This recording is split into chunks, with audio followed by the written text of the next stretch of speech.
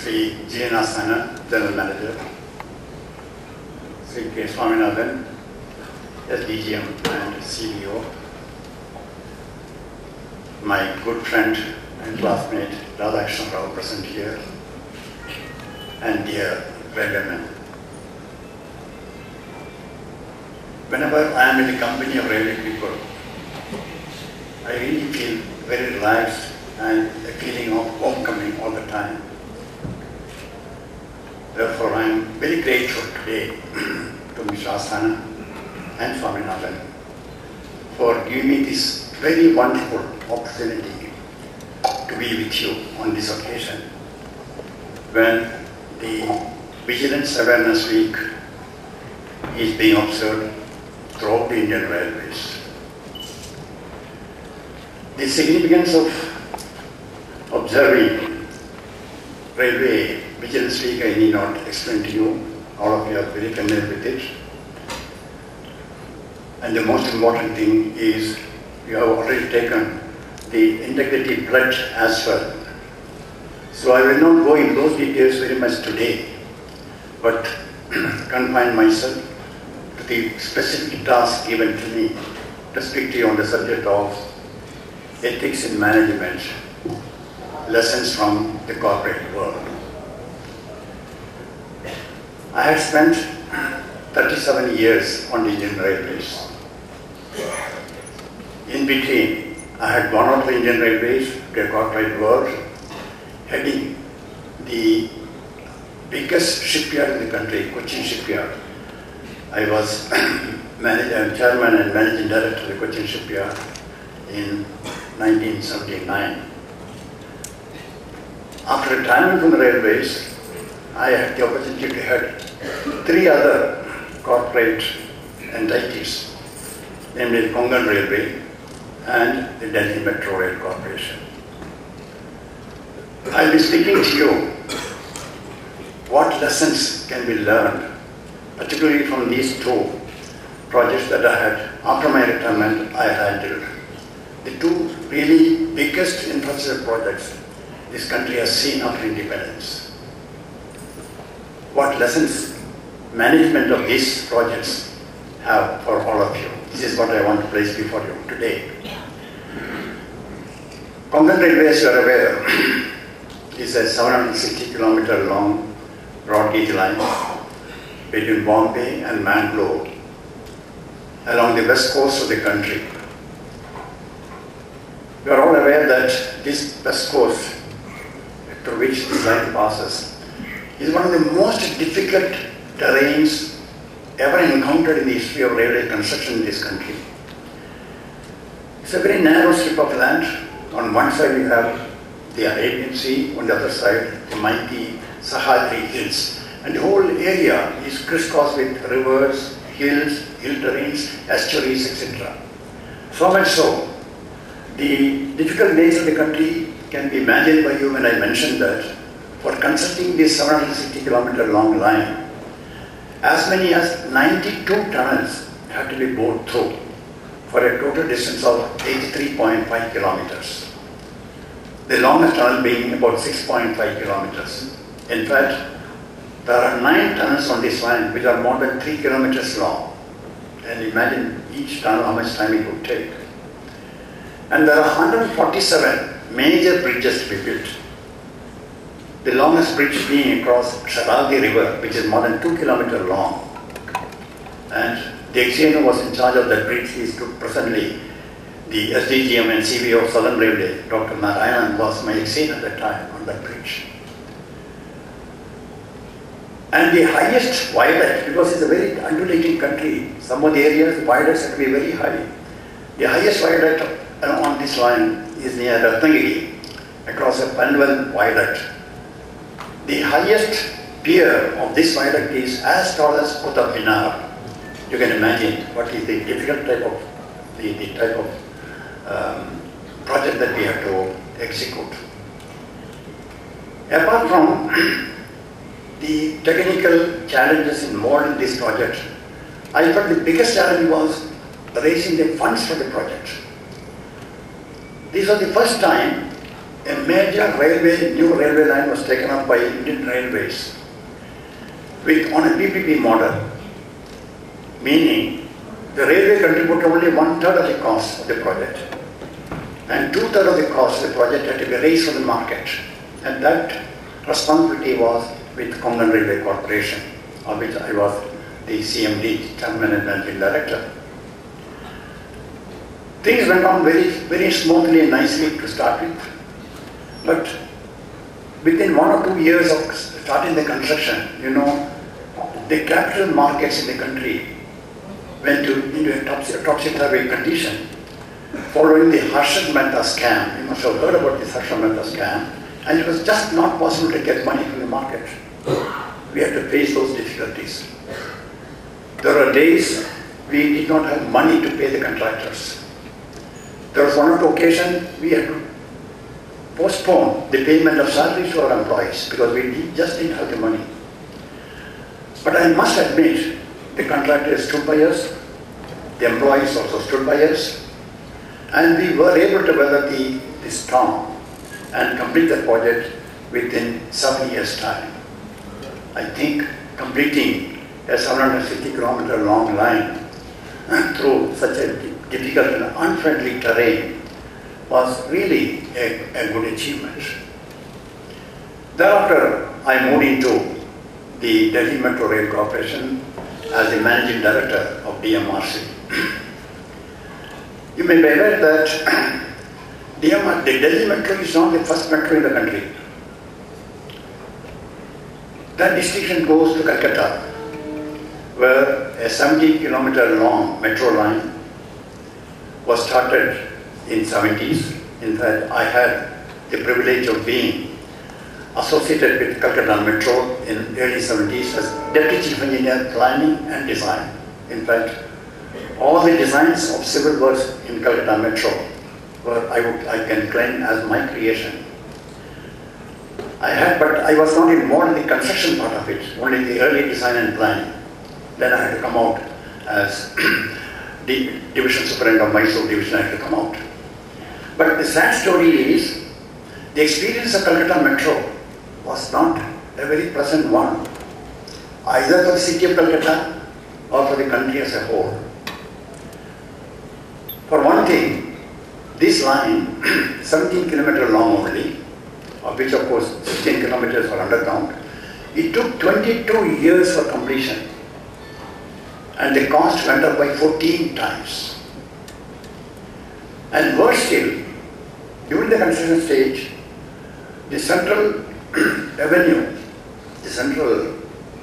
of Calcutta was dug open for years together, causing innumerable difficulties and hardships to the people of Calcutta.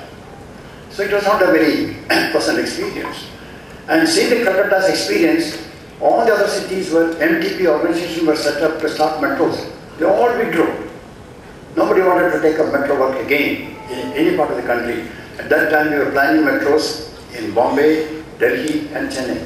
All that was all put to a stop, seeing the difficulties of Calcutta Metro. Therefore, when Delhi Metro was started, and the Calcutta Metro, it was done as a department work of Indian Railways at that time. It is still under the Ministry of Railways. Calcutta Metro is still under the Ministry of Railways. When we started Delhi Metro, we decided that it should be done in an entirely different fashion, altogether in a different style. That is how the Delhi Metro Rail Corporation came into existence. It is a public undertaking, no doubt, but neither a central PSU nor a state PSU, because the central government and the Delhi government, they have equal equity participation in this project, the Delhi Metro project. When the project was handed over to DMRC, the mandate from the government was to complete the phase 1 within a period of 10 years, as brought out in the detailed project report for the phase 1. The DMRC was incorporated in 1995, but the actual work would be started only in 1998. A lot of delay in starting the work. there was a lot of delay in finding a chief executive for the DMRC. Ultimately, they spotted me because I had just then completed the Konkan Railway and then wanted me to move over to Delhi to take over the Delhi Metro project. That is how I landed up in Delhi Metro. The 65 kilometers phase 1, as I mentioned, the mandate for the government was to complete it in 10 years' time. We were able to do it in exactly 7 years and 3 months. That is 2 years and 9 months I had a schedule, not 3 years and 9 months that was mentioned by Nilayam. 2 years and 9 months I had a schedule. We were able to complete it. But I feel the biggest achievement was we were able to complete it within the estimated cost of 10,500 crores. No cost of it. Immediately thereafter, the second phase was taken up. The second phase covered 124 kilometers at a cost of 24,000 crores. And that was to be done in a period of 5 years' time. That was the mandate given again to us. But the compulsions of the Commonwealth Games forced us to complete this project by October 2010 itself, because Commonwealth Games were to be staged in October 2010, and we were given a directive to finish the work before the Commonwealth Games starts. And ladies and gentlemen, you'll be surprised to know the last line was commissioned of phase 2 a few hours before the inaugural ceremony of the Commonwealth Games. Just a few hours. And that is how the phase 2 was completed in 4 years and 6 months' time, which Manna Kumar mentioned as a world record. It is indeed a world record. No other city, nowhere in the world, a metro covering 124 kilometers, of which 35 kilometers are underground and the rest only elevated, could be completed in 4.5 years' time. And of course, now the phase 3 has been taken up in Delhi Metro. Phase 3 covering about 143 kilometers at a cost of about 40,000 crores. I got the project sanctioned and decided to step down from the post of managing director. That's why I'm now only a principal advisor to Delhi Metro. The success of Delhi Metro encouraged many other state governments to start metros in their capitals. And in that process today, metros are under construction in Mumbai, Bangalore, Chennai, Hyderabad, a second line in Calcutta, Jaipur, and Cochin also is going to start very shortly. And on this, it's only the success of Delhi Metro gave them the encouragement and the modality, how to fund the system, how to operate the system, and how to get it done in the quickest time possible. That is how the metros have started. Delhi Metro has been able to incorporate the frontline technologies anywhere in the world. In the metro, I don't know how many of you have seen the Delhi Metro, but have seen that it has got one of the best metros anywhere in the world today. And that was possible not because we knew how to construct a metro of that type. In fact, we realized when we started the metro that this country did not have any experience or expertise in planning, designing and building a metro, a world-class metro. You know what had happened with Calcutta Metro. We didn't want to repeat the same mistake. Therefore, we engaged international consultants to assist us in the phase 1 metro. But while completing the phase 1 itself, we learned the tricks of the trade. And thereafter, we never depend upon foreign consultants. We were able to take up phase 2 and phase 3 now without a huge team of foreign consultants helping us. The technology has been absorbed. We know how to do it now. And that technology is available for all the cities. All the cities where metros are now coming up, all the investigations and studies required for preparing a detailed project report were done by Delhi Metro. Delhi Metro prepared the DPRs, presented to the two state governments and the central government, assisted them getting the sanctions. And we were the prime consultants or interim consultants, all the metros going on in the country. Today, the expertise and experience needed for planning a metro is readily available in the country itself. Not only that, is also, many of the equipments that to be manufactured are also now available in the country. In fact, there are 2 factories today in the country which can manufacture metro coaches. Very sophisticated metro coaches can be manufactured. One with the BEML in Bangalore and the other Bombardier at Baroda. 2 factories have been set up for this. Delhi Metro today carries 22 lakh passengers a day. A phenomenal, fantastic figure, I should say. And it covers about 190 kilometers, but 22 lakh passengers a day is. And what benefit has brought to the city, carrying so many people? This means about 1 lakh vehicles are off the road in Delhi. You can imagine the relief on the road because of this. Not only that, it means 1 lakh tons of fossil fuel saving for the country, because it doesn't use any fossil fuel per annum.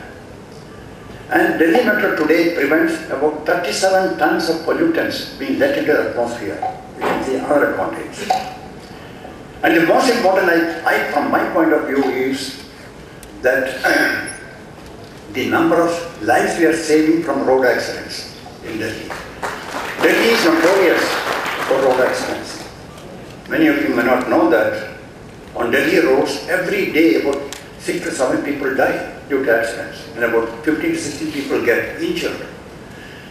The Central Road Research Institute, which conducted a study about Delhi Metro, has come out with a figure that because of Delhi Metro, we are able to prevent about 200 deaths per annum on Delhi roads, because the metro provides a very safe, reliable and comfortable mode of transport. In air conditioning comfort is provided. People prefer to go.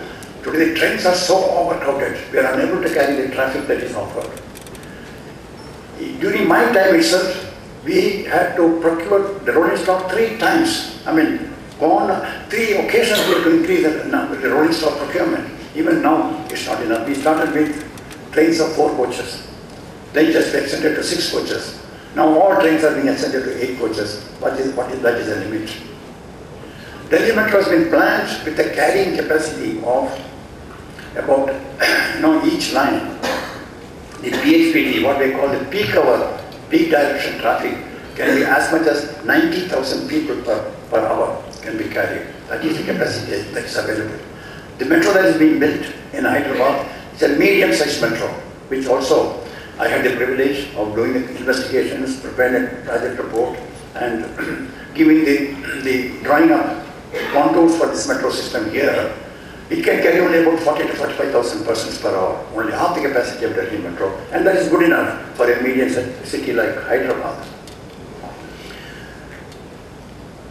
Now, the success of Delhi Metro, or the success of the Konkan Railway Corporation, what lessons can be learned from these 2 projects? This is what you are all probably, what Mr. Asana wants me to explain to you. How is that both are government organizations? Konkan Railway Corporation is a PSU, public sector undertaking under the Ministry of Railways. Whereas the Delhi Metro is not strictly a PSU, but it's a government company owned jointly by the Government of India and Delhi government. But being government organizations, we have to follow the governmental rules and government procedures. Not that we had a free hand to do whatever we like. And we were also under the purview of the normal governmental watchdogs, such as the CNDT, that is Controller and Auditor of India, the CVC, Central Vigilance Commission, and the parliamentary committees and legislative bodies. We were under the control. For anything that we do, we have to answer whatever questions are raised. How is that with so much of constraint, how we could complete such gigantic projects in time and within estimate all the time? That is because of a very unique culture that we were able to build in these 2 organizations. nurture and bring up is through a unique work culture and certain ethics and values which he could build up. Mr. Asthana spoke about hardcore values in an organization. I think we could capture these hardcore values and bring them up in these two organizations. That is the real reason of the success of these two projects. And what is this work culture? Briefly, I would say this work culture has got 4 cardinal pillars. Briefly, I will not go into very much detail because time will not allow me to go into that so much of detail.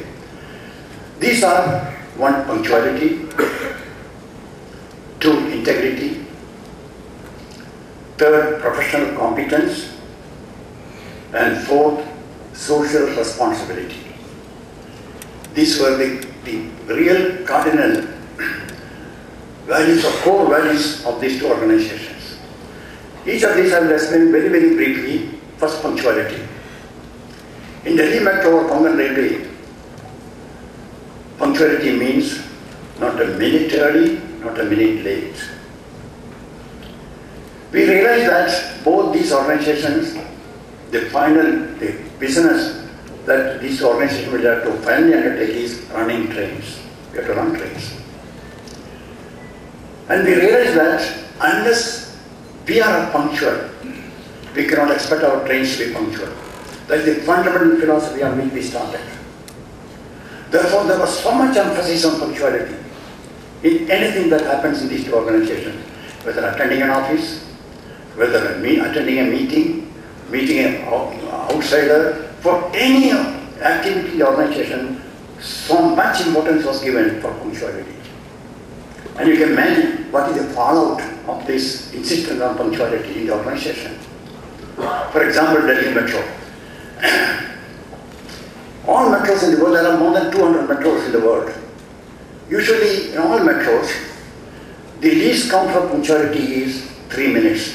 If a train reaches the destination within 3 minutes, it is reckoned as having have got the 100% punctuality. In railways, I think it's about 10 minutes, or I don't know.